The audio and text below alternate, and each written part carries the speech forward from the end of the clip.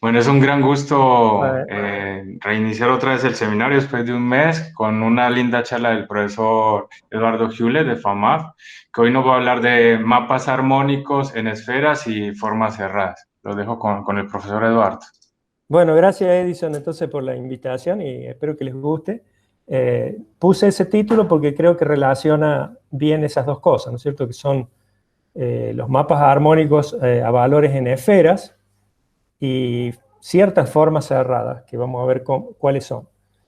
Entonces, el resumen está acá, digamos, lo leo así rápidamente, son las superficies con curvatura media constante en R3 están caracterizadas por la armonicidad de su mapa de Gauss, ¿no?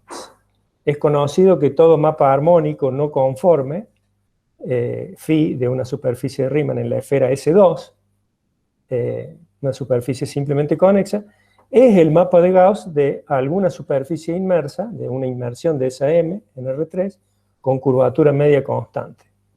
La inmersión F se obtiene integrando una unoforma cerrada que recibe el nombre de la unoforma de Bonnet, está definida ahí, ya vamos a volver sobre eso, donde J es la estructura compleja de la superficie de Riemann M.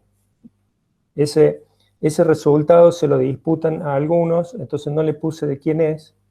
Eschenburg dice que ese resultado se remonta a la época de Bonnet, pero del famoso de Gauss-Bonnet, pero Bonnet todavía no conocía los mapas armónicos, así que como se estudian hoy en día, así que probablemente es posterior. Ese resultado lo tomaron Eschenburg y Quast, que es un alumno, en 2009, en un trabajo muy lindo, generalizaron esta construcción reemplazando la esfera S2 en R3 por una, un espacio hermitiano de tipo compacto. O sea, S2 es un espacio hermitiano de tipo compacto. Ellos lo generalizaron a uno más general, un G sobre K, inmerso en su álgebra de Lie, con la inversión estándar, el embedding estándar, donde phi de M en G sobre K es un mapa armónico de una variedad compleja M, que juega el rol del mapa de Gauss en el primer resultado. O sea, ellos pensaban que eso era como una especie de mapa de Gauss, aunque no lo fuera, y trataron de extender esa construcción.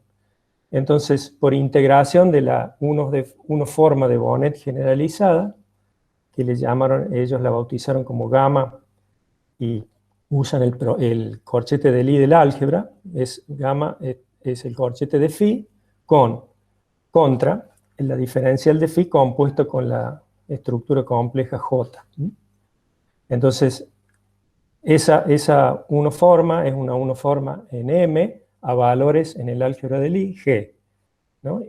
Entonces, es cerrada esa, después ellos prueban, y como es cerrada por integración obtienen inmersiones de M en el álgebra de Lie asociadas a G, digamos, que son como, por decirlo así, son como armónicas conjugadas, por decirlo así, que generalizan la superficie de curvatura media constante. Es un trabajo muy lindo. Y nosotros en este trabajo vamos a estudiar o contar una extensión de estos resultados en vez de reemplazar la esfera por un hermitiano simétrico de tipo compacto, eh, la extendemos a otras esferas de dimensión más alta, a ver qué es lo que podemos contar, o sea, qué es lo que se recupera, qué es lo que todavía se recupera de la situación original y qué cosas nuevas aparecen, ¿está bien? Bueno, entonces, como los mapas armónicos juegan un papel central, voy a contar un poquito, no viene mal contar qué es un mapa armónico. Eh, entonces uno empieza definiendo, tiene un mapa phi que va entre una variedad m con una métrica g y una variedad n con una métrica h, un mapa suave, y define lo que es la energía de ese mapa sobre un subdominio compacto M' de la variedad M. Bueno, entonces ya saben ustedes que la energía es un medio de la integral sobre ese compacto de la norma cuadrática de la diferencial integrado respecto del elemento de volumen de la métrica G. Entonces, dφ es una sección de ese fibrado, el fibrado del producto tensorial del fibrado del T estrella de M con el pullback del tangente de N vía la aplicación φ. La norma cuadrática de φ es esa traza que está ahí, que se arma con la métrica G y la métrica H, ¿no? Tiene que ver con las dos métricas. Entonces, para ver la parte variacional, definimos lo que es un campo a lo largo de φ, de la aplicación φ, es como una sección V del fibrado pullback, del fibrado tangente de la variedad N, pullback vía φ, ¿no? Eso se le llama un campo a lo largo de φ. Todo campo a lo largo de φ se determina una variación de φ dada por esta expresión, ¿no es cierto?, donde exp sub n es la exponencial de la variedad riemanniana n, ¿no? En el punto φ de x aplicado al vector t por v de x. Eso es una variación inducida por el campo V. Bueno, si el campo V a lo largo de φ tiene soporte compacto, entonces se puede demostrar la fórmula, a ver que no puedo bajar esto, se puede demostrar la fórmula de la primera variación de la energía del mapa φ, ¿no? Entonces la derivada de la energía del φ sub t sobre el dominio compacto M', si uno hace esa cuenta le va a dar menos la integral sobre toda M, total V tiene soporte compacto, de H de V contra tau de φ, ya vamos a ver quién es tau de φ, integrado respecto del volumen de la variedad M. Entonces, tau de φ es un campo a lo largo de φ, también es un campo a lo largo de φ, llamado la tensión de φ. Entonces, φ es armónica si es un punto crítico de esas energías para todo su dominio compacto. Bueno, gracias a la fórmula de la primera variación de la energía, φ es armónica si y solo si su tensión es cero. Y a eso se le llama la ecuación de armonicidad. Bueno, la tensión viene dada por la tau de φ, viene dada por la traza del hessiano. Nabla diferencial φ es el hessiano que está definido acá. Es la conexión en el fibrado pullback no leo todos los detallitos, pero se entiende que U y V son vectores, son campos vectoriales en M, ¿no? Entonces, tiene sentido eso porque dφ es una conexión en el fibrado pullback. Y a eso le tengo que restar la diferencial de φ de la nabla G de V. Ese es el hessiano. Bueno, es simétrico el hessiano, ¿no? Si yo intercambio U y V, no cambia el valor. Entonces, acá en negrita dice que la cuestión de la existencia de mapas armónicos entre variedades es un problema central. Bueno, ese problema lo resolvieron bajo ciertas condiciones Ills y Sampson en los 60s, ¿no? Estudiaron, aplicaron la ecuación del calor para obtener soluciones armónicas, ¿no? Mapas armónicos. Bueno, como es complicada la ecuación de armonicidad en general, en algunos casos se pueden encontrar formulaciones equivalentes de esa ecuación de armonicidad. Acá está la ecuación de armonicidad, tau de φ igual a 0, ¿no? Bueno, acá habrán visto que es una traza, el tau de φ es una traza de algo, entonces a uno lo hace acordar al laplaciano, ¿no es cierto? El laplaciano también es la traza de algo, bueno, es como una generalización del laplaciano, el tau de φ. Entonces, ¿qué formulaciones uno puede encontrar que le permitan reemplazar la ecuación de armonicidad por algo más fácil? Entonces, como motivación a lo que sigue, consideramos el caso de una función suave que va de un abierto U de R2 en Rn, ¿no?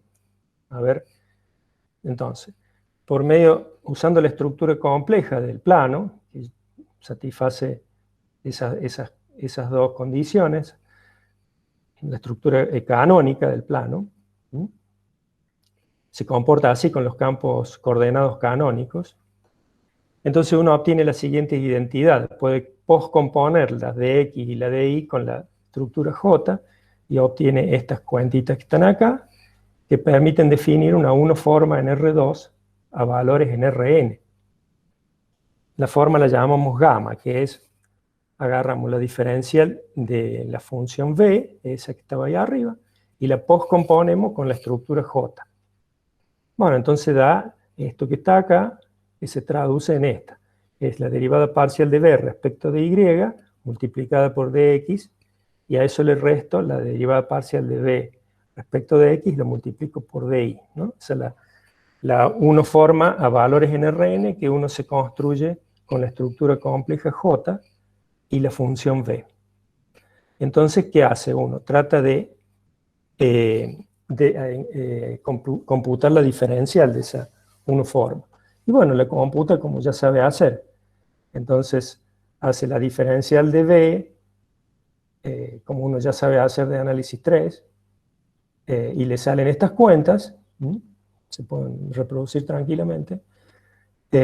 Acá fíjense que la derivada de v sub i respecto de x, como va acompañado del diferencial x, tengo que hacer exterior de x, se pierde, ¿no? Porque de x, exterior de x es 0.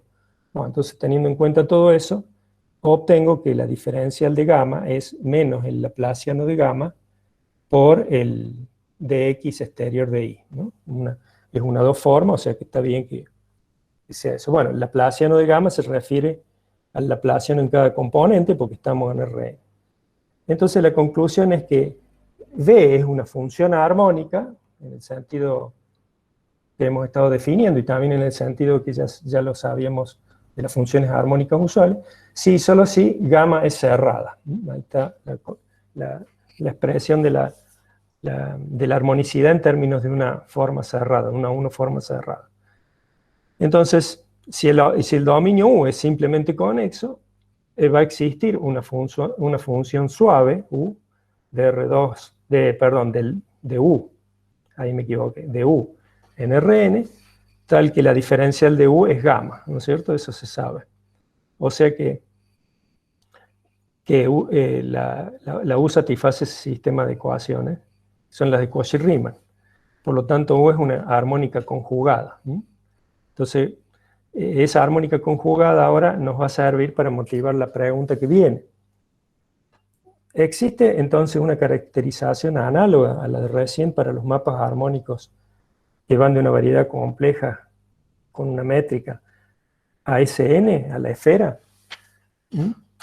Esa es una pregunta que nos va a guiar, y en particular, ¿existen armónicas conjugadas de un mapa armónico a valores en la esfera?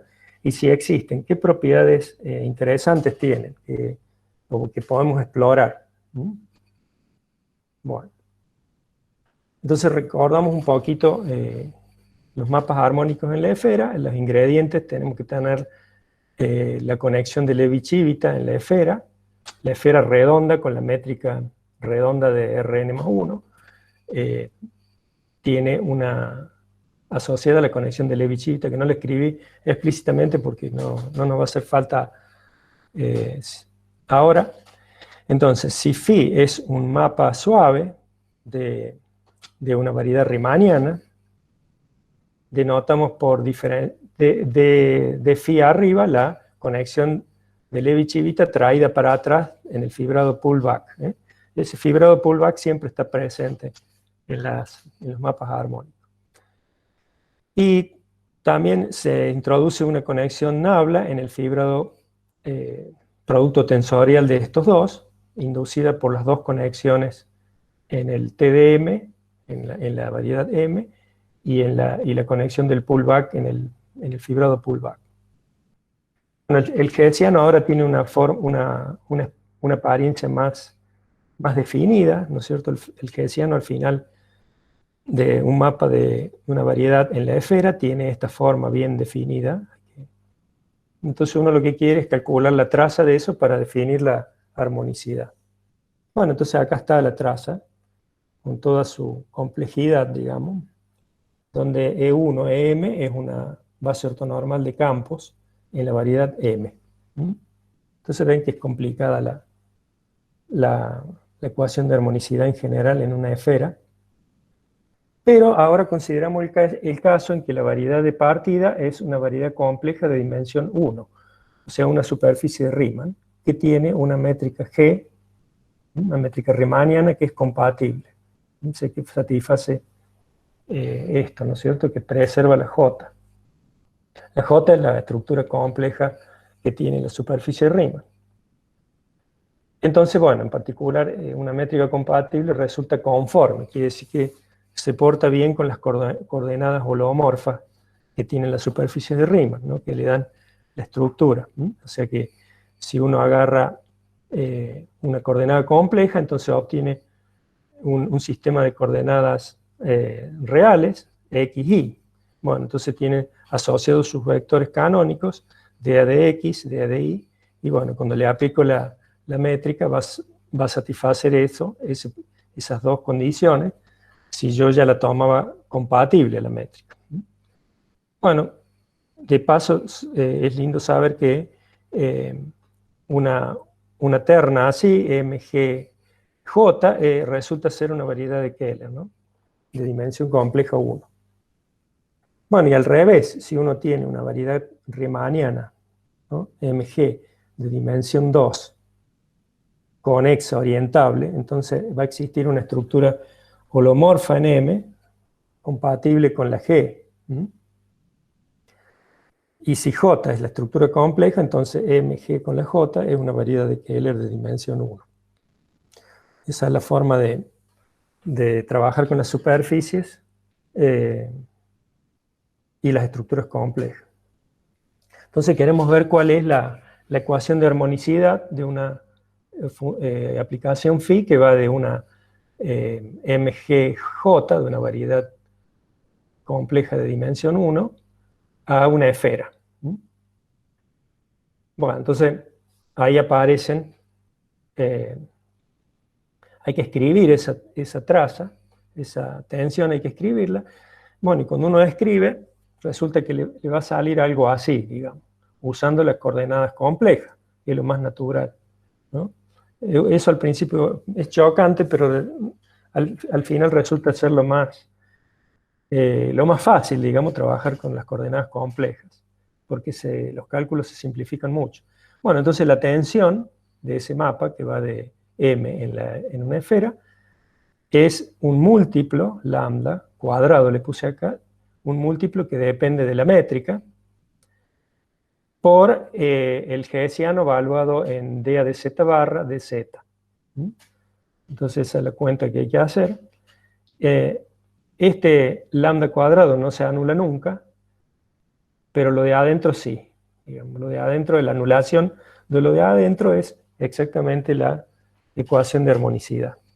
Todavía esta expresión se simplifica aún más porque la conexión de Levi-Civita se demuestra que cumple esta condición, que si yo hago la nabla G de la métrica G sub D a dz aplicado a dz, eso da 0. Eso se prueba lo más bien con los símbolos de Cristófeles que calcula. Bueno, entonces nos queda que una aplicación que va a una variedad compleja MGJ, en este caso dimensión compleja 1, es armónica en la esfera, sí, solo sí, satisface esta ecuación diferencial, que es bastante, parece inofensiva, pero es semilineal, y eso la hace bastante difícil de encontrar soluciones, por ejemplo, de trabajarla, ¿no es cierto?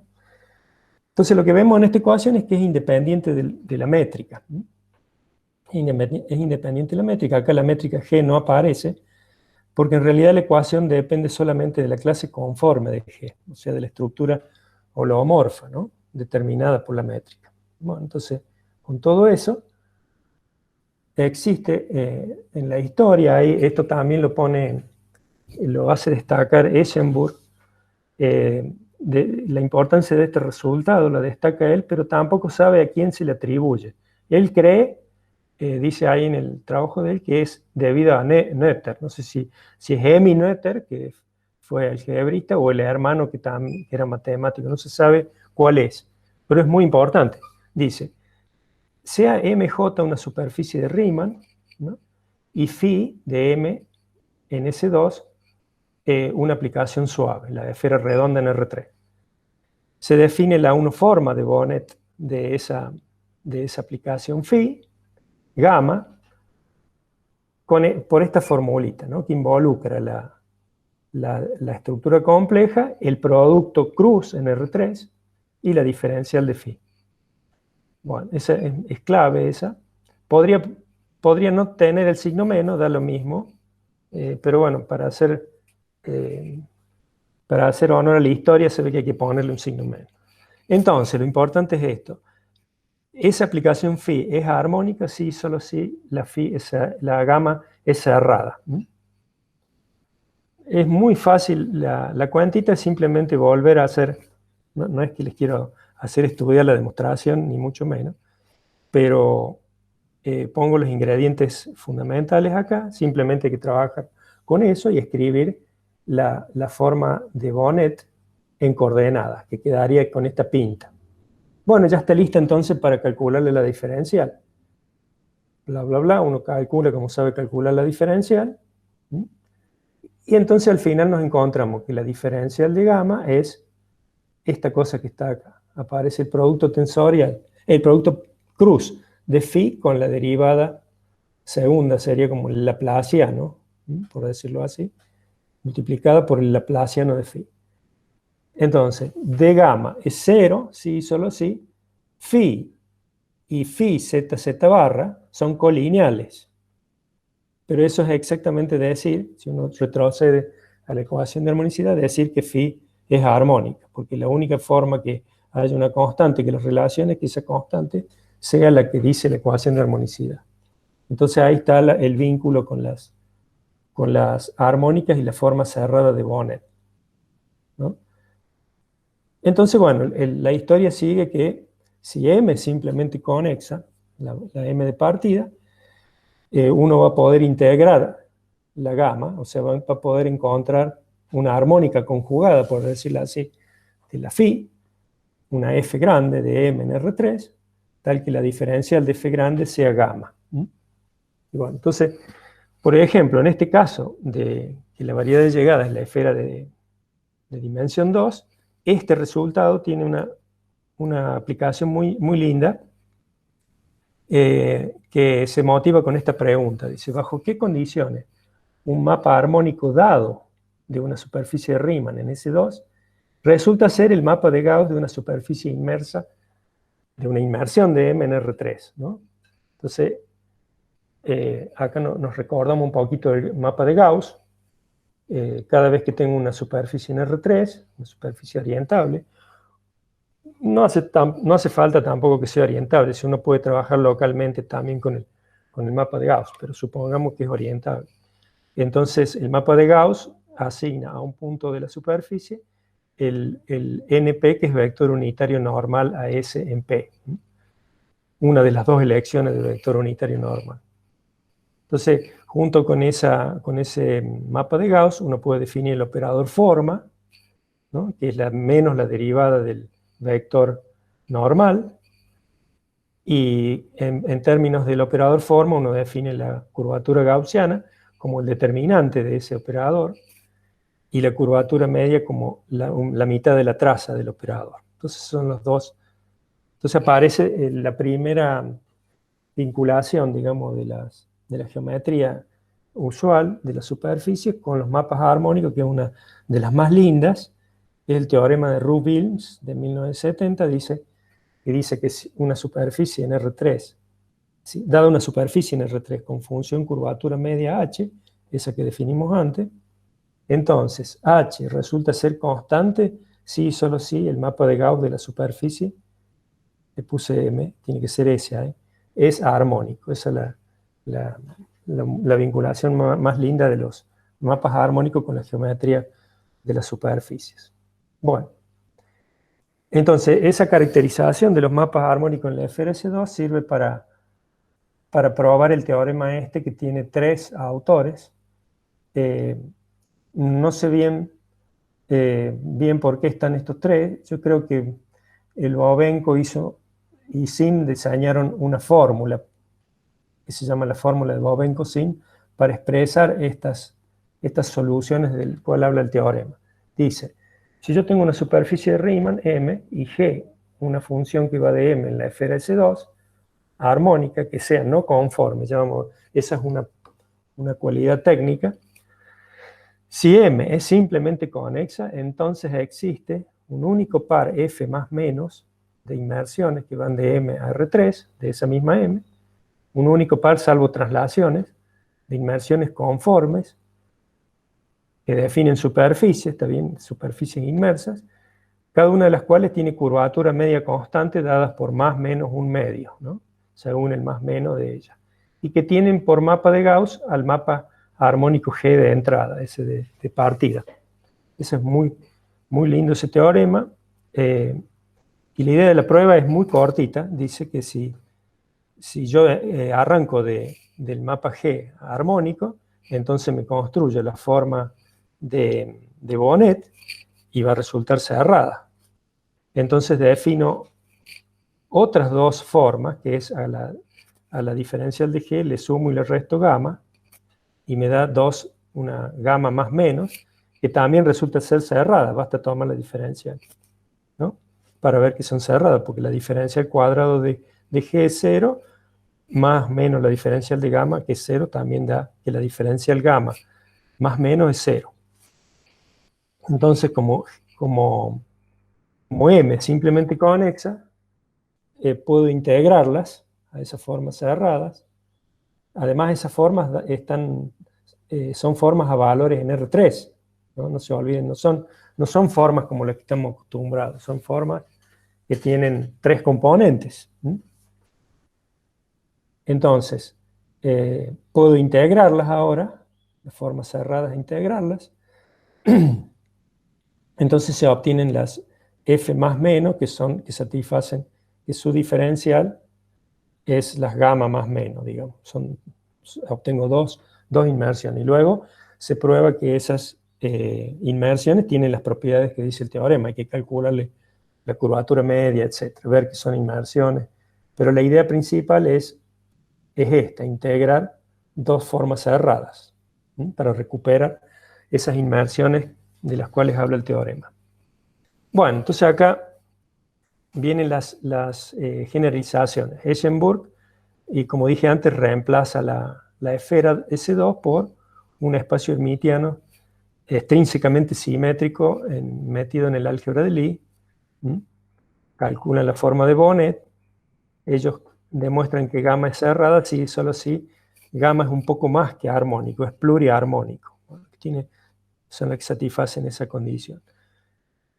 Bueno, si la variedad M era simplemente conexa, por integración de gamma se obtienen dos inmersiones, F más menos, que tienen propiedades análogas, o sea, no se pierde todo, sino que se generalizan la condición de la curvatura media constante.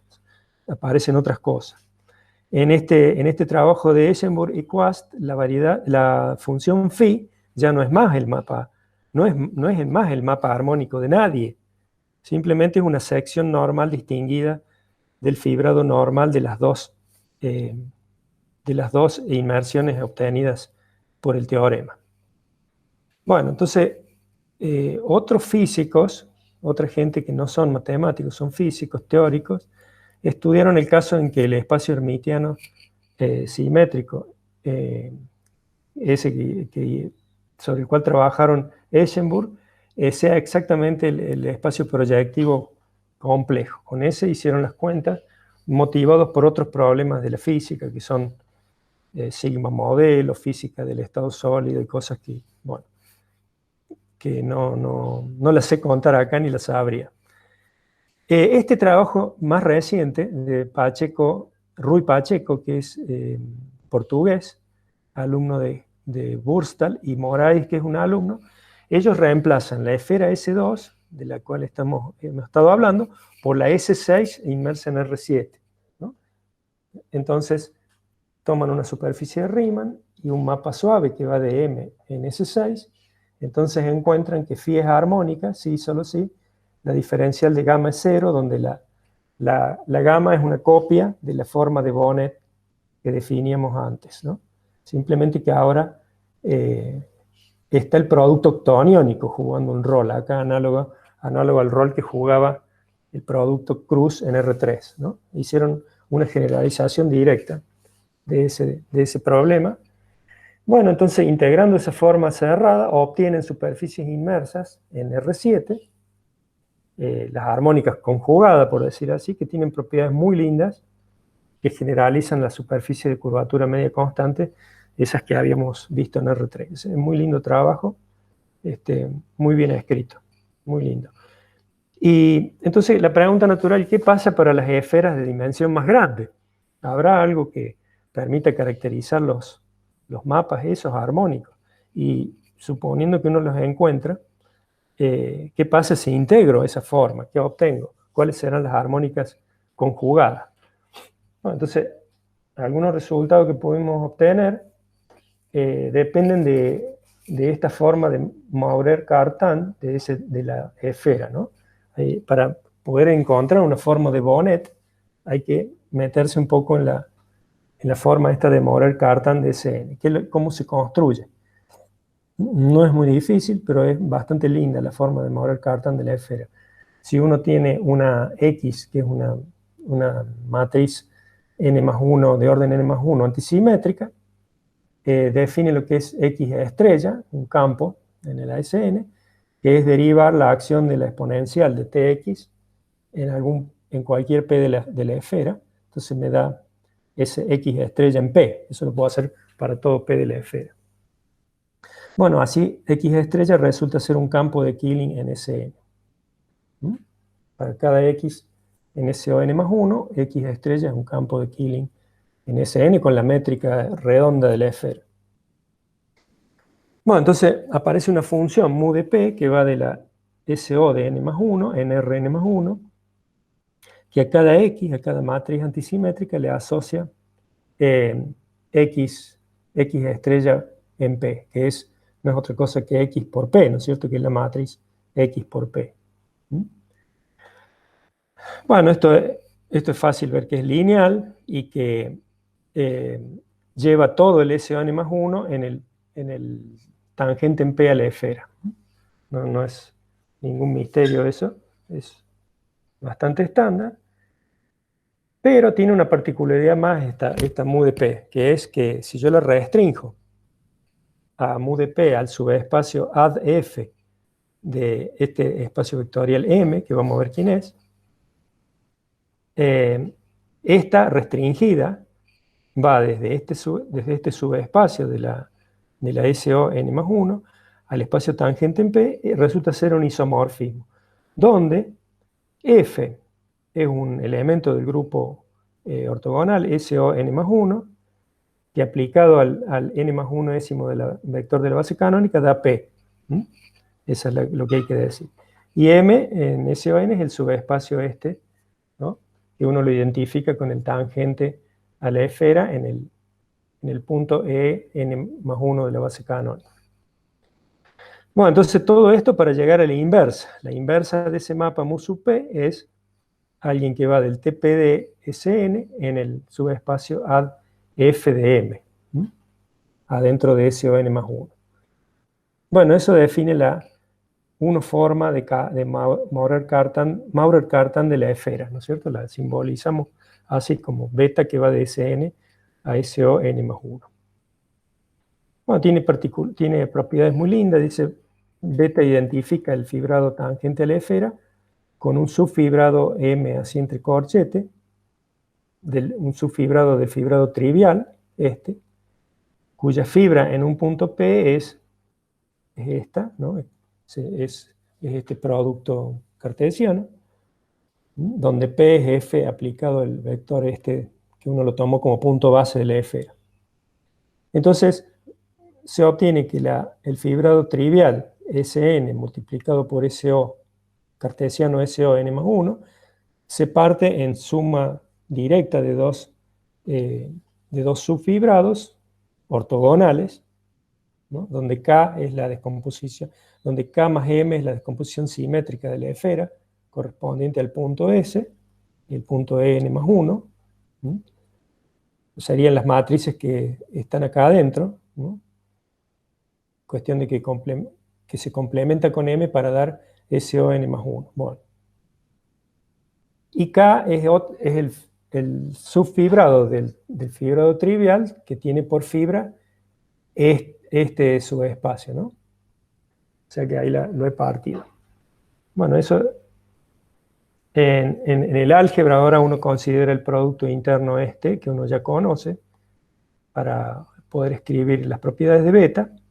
Y también recordamos que el SON+1 es isomorfo con el lambda 2 de Rn+1 vía esta familiar identificación que a veces uno usa, ¿no? Que uno usa bivectores para identificar el álgebra de las matrices SON+1 con el lambda 2 de Rn+1.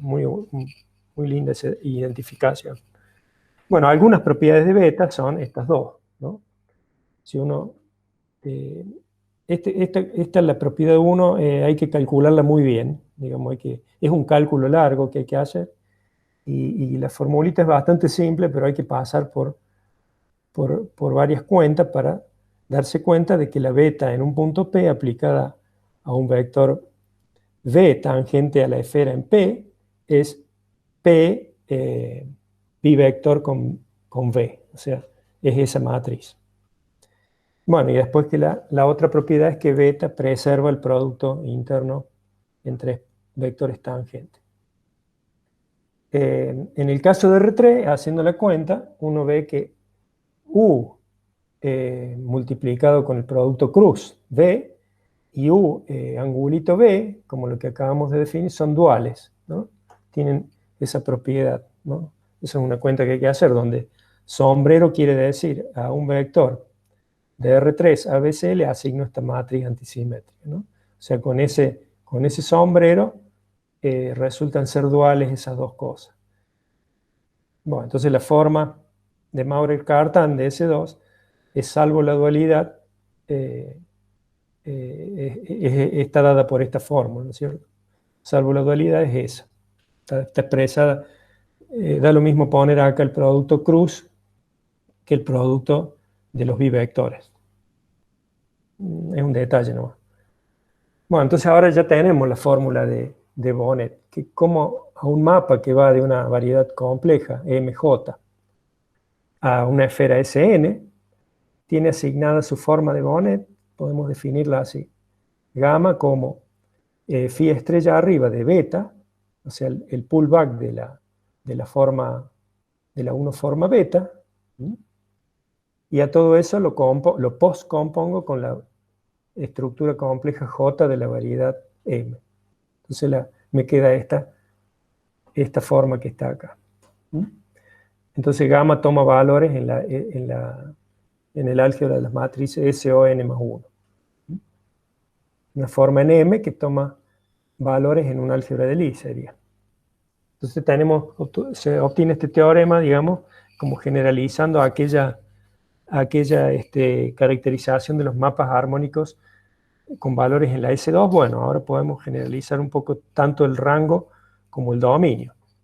Entonces la superficie de Riemann la reemplazamos por una variedad M con una estructura J, una conexión D y una métrica G, ¿no? G es una métrica compatible, M es casi compleja con una conexión afín D sin torsión, tal que la J es D paralela. Con esa generalidad se puede trabajar. Entonces un mapa suave que va de M en Sn resulta ser pluriarmónico ahora, que es un poquito más, si solo si la diferencial de su forma de Bonnet es 0. O sea que si solo si la forma es cerrada. Bueno, pluriarmónico, existen formas equivalentes de verlo. Si solo si su restricción a toda curva compleja es armónico. Equivalentemente si satisface esa cuenta. Bueno, y acá vienen resultados más concretos. Dice, para contarlos hace falta esta introducción nomás, una muy cortito, una inmersión de una variedad de Riemann, de una superficie de Riemann, en la esfera, se dice conforme si satisface si preserva, digamos, la estructura conforme de la superficie Riemann, o sea que se porta bien con las coordenadas complejas. Una inmersión de una variedad, de una superficie Riemann en la esfera se llama mínima si es las dos cosas, conforme y armónica. O sea, estamos trabajando con inmersiones mínimas. O directamente le vamos a llamar superficies mínimas. La forma de Bonnet, entonces esta, ya la definimos antes, que para las superficies mínimas va a ser siempre cerrada por ser phi armónica. Entonces definimos lo que es una función que va de m en SO n más 1, que vamos a definir cuando decimos que es una armónica conjugada de una superficie mínima, si su diferencial es la gamma, ¿no es cierto? Es la forma de Bonnet del mapa que da la inmersión mínima. O sea, si satisface este sistema de ecuaciones, ¿no? Que son como una especie de, en realidad son bastante parecidas, salvando las diferencias, a la ecuación de Cauchy-Riemann, ¿no? Para toda carta compleja local en M. Por eso acá las cosas son muy explícitas porque tengo una coordenada compleja y puedo, tiene reminiscencias del plano complejo y de las funciones analíticas. Bueno, entonces acá, las armónicas conjugadas están definidas localmente, ¿no? No puede pretender que sean definidas globalmente, excepto cuando M es simplemente conexa, por ejemplo el plano, semiplano superior o la esfera. Dos armónicas conjugadas de una misma superficie mínima, definidas en un mismo subconjunto conexo, difieren en una constante, como son las armónicas comunes, las funciones armónicas. Bueno, las armónicas conjugadas se obtienen fácil a partir de la función phi, de su inmersión mínima, por integración. Como la forma de Bonnet es cerrada, su integral depende solo de los extremos de cualquier curva, uniendo en este caso z0 y z. Así se obtiene la armónica conjugada.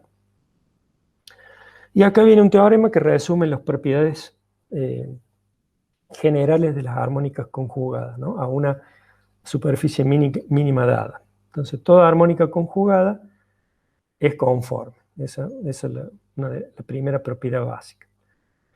La otra dice, si la imagen de la superficie mínima esa está contenida en algún subespacio vectorial, entonces su armónica conjugada, o cualquiera de sus armónicas conjugadas, va a parar a SO de B, ¿no? Esta se restringe la llegada. Las superficies phi y su armónica conjugada y la superficie mínima correspondiente inducen la misma métrica en la variedad M y por eso tienen la misma curvatura gaussiana. Eso también es importante. Bueno, los fibrados tangentes satisfacen relaciones lindas.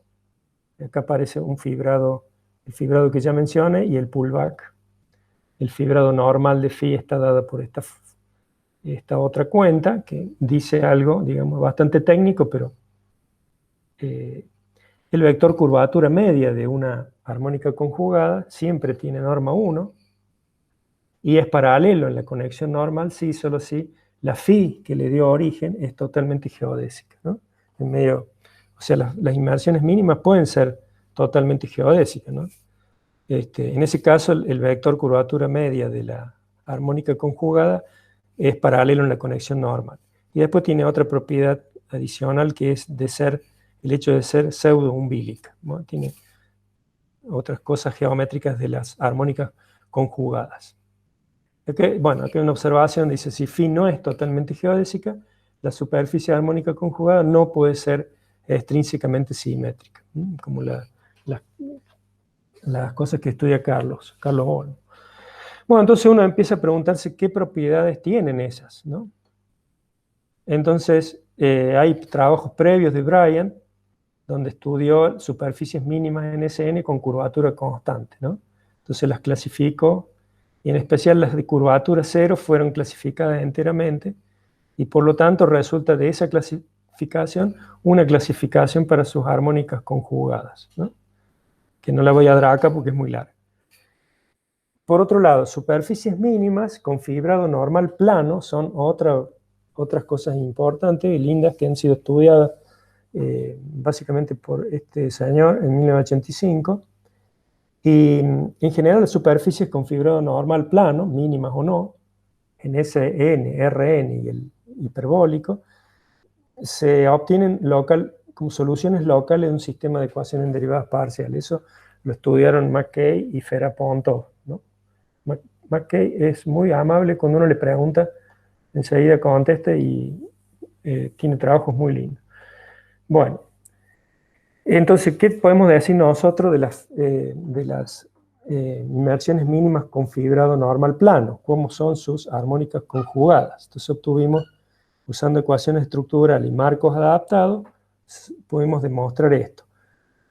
Si uno tiene una armónica conjugada de una inmersión mínima dada, entonces phi, esa armónica conjugada, ¿tiene fibrado normal plano? Sí, solo sí. Phi también tiene fibrado normal plano, con lo cual ahí se establece el vínculo entre esas dos. Después hay otras variedades que estudiaron mucho Rui Tojeiro, Marcos Daxer. ¿Se acuerdan de Marcos Daxer, que alguna vez vino al FAMAF? Y Wang Zhenchen, este famoso. Estudiaron unas que se llaman isotrópicas. Son bastante lindas, tienen propiedades muy lindas. Entonces, ¿qué es una variedad isotrópica en RM? Una variedad inmersa se dice isotrópica si para todo punto en la variedad los vectores normales obtenidos como la imagen de la segunda forma fundamental en P de XX, donde X es un vector unitario en el TPM, tienen todos la misma longitud, ¿no? Agarro un vector unitario, hago XX, le calculo la forma fundamental, me da un vector en el fibrado en el normal al tangente. Bueno, es isotrópica cuando todos esos tienen la misma longitud. Bueno, entonces, ¿cómo producir superficies isotrópicas? A ver si alguna de estas armónicas conjugadas es isotrópica. Entonces obtuvimos este teorema. Si yo tengo una superficie mínima y tomo una superficie armónica conjugada de ella, entonces phi es isotrópica, si solo si la phi satisface esta condición, que es una condición de isotropía compleja. O sea, fíjense que es un vector complejo, que es la segunda forma de phi, de la superficie mínima, valuada en dz de z, es un vector complejo, contra él mismo, ¿no? Producto interno, o sea, la norma en el espacio ambiente, el producto interno, da cero sin que sea cero. O sea, si da cero, va a dar cero, pero sin que sea cero es una condición útil, ¿no? Para todo z, donde esto simboliza la segunda forma fundamental de la superficie mínima. Entonces ahí da una condición. Bueno, y buscando, haciendo cuentas,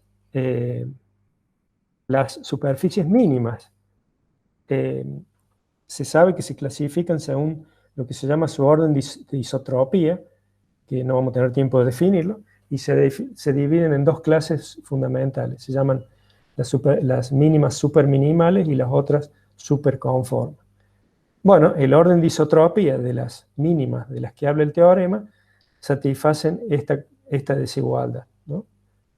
Y se puede probar que caen en estas dos categorías. La prueba es larga y es un teorema de clasificación, ¿no? No lo puse todo. Por último están las superficies isotérmicas, ¿no? Las superficies isotérmicas son superficies inmersas conformemente en Rn, que tienen la propiedad de que para cada punto hay una coordenada compleja local en la superficie M, que tiene la propiedad de diagonalizar la segunda forma fundamental en este sentido. Esas se llaman isotérmicas. Como la primera forma fundamental, que es la métrica, ya está diagonalizada porque es conforme, entonces estas diagonalizan aún más la segunda forma. Es como que se parte todo. Esas se llaman isotérmicas. Isotérmicas conocidas en geometría diferencial son, por ejemplo, superficie con curvatura media constante y la superficie de revolución en R3. Entonces, es interesante siempre tener nuevos ejemplos de isotérmicas. Entonces, en relación a lo que estuvimos viendo, salió este teorema que dice que si tengo una superficie mínima cuya imagen está contenida, ¿no?, yace en un subespacio vectorial de dimensión 4 y tengo una armónica conjugada de ella, ¿no?, por supuesto, definida localmente o globalmente si M es simplemente conexo. Entonces, en el caso de que phi sea superconforme, que tiene que ver con la anulación, la no anulación de una cosa que se llama el diferencial cuártico de Hopf, esa es una cosa técnica. Si es superconforme, entonces phi es una superficie isotérmica con fibrado normal plano contenida en SO de B. Entonces uno genera un ejemplo de superficie isotérmica obtenida como armónica conjugada de una superficie mínima superconforme. Bueno.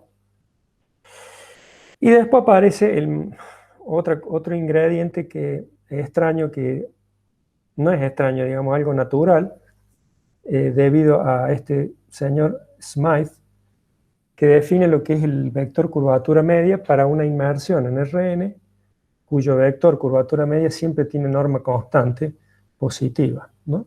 Se llama el mapa curvatura media. Tiene muchas propiedades, él demostró muchas propiedades, y nosotros encontramos propiedades también de la mapa curvatura media de estas armónicas conjugadas, ¿no? Entonces uno parte de una superficie mínima, no totalmente geodésica, y sea phi una armónica conjugada, ¿no?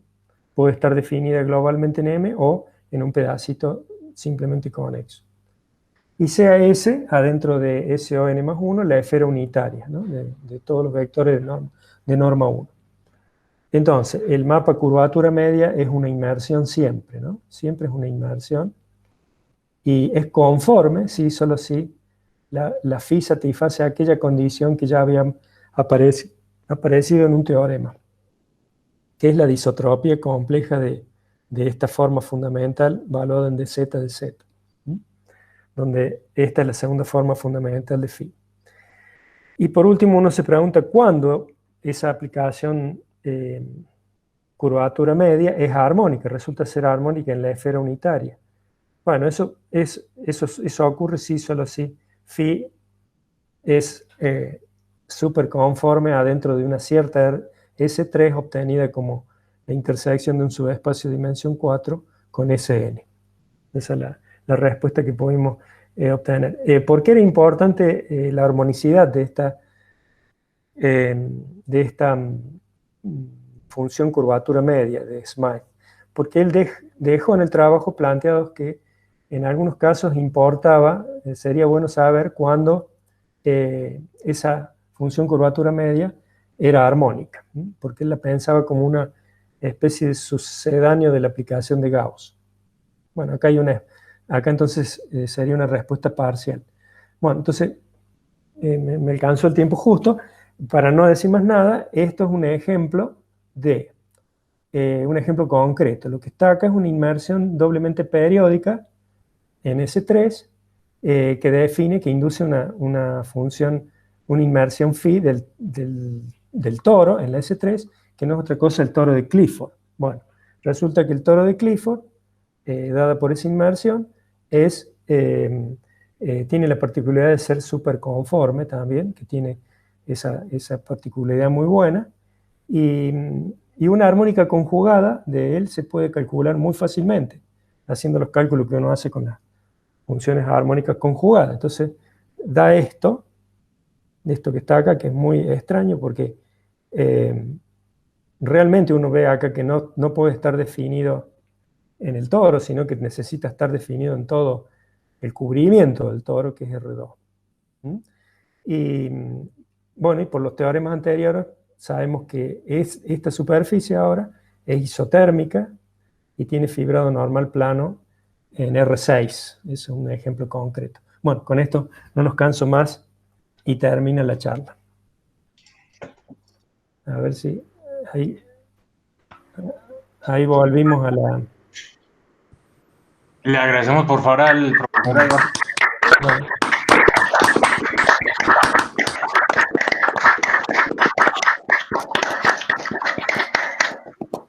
Preguntas o Espero que les haya comentarios. gustado. Muy lindo, profe. Bueno. ¿Preguntas o comentarios para el profesor? Hola Eduardo, qué lindo que está, hermoso. Bueno.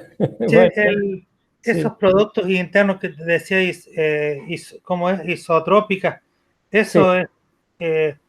eso es como extender de manera bilineal compleja, algo así. Eso, exactamente, eso es. Eso, claro.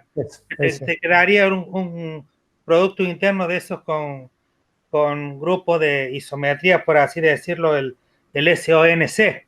Exacto, eso es. Bueno, Eso es, sí, sí, sí. claro, Que vos podés tener una cosa, producto interno consigo mismo, que no sea nulo, pero que el producto claro. te dé nulo. ¿Está bien? Eso, claro, el producto Claro, interno del S claro, complejo. claro, eso es. La SON compleja, bárbaro. Claro, que no es el producto hermitiano, ¿no? No, No. es extender, en vez de extenderse esquilinealmente, que se extiende así linealmente nomás. Claro, exactamente, eso. Eso, bueno. Eso. Pues si no hay más preguntas, le agradecemos nuevamente al profesor Eduardo. Bueno, muchas gracias.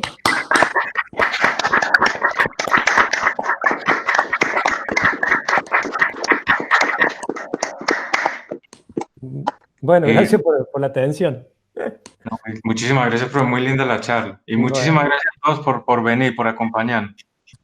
Una linda tarde. entonces hasta la próxima, ¿eh? Que anden bien. Gracias, Eduardo.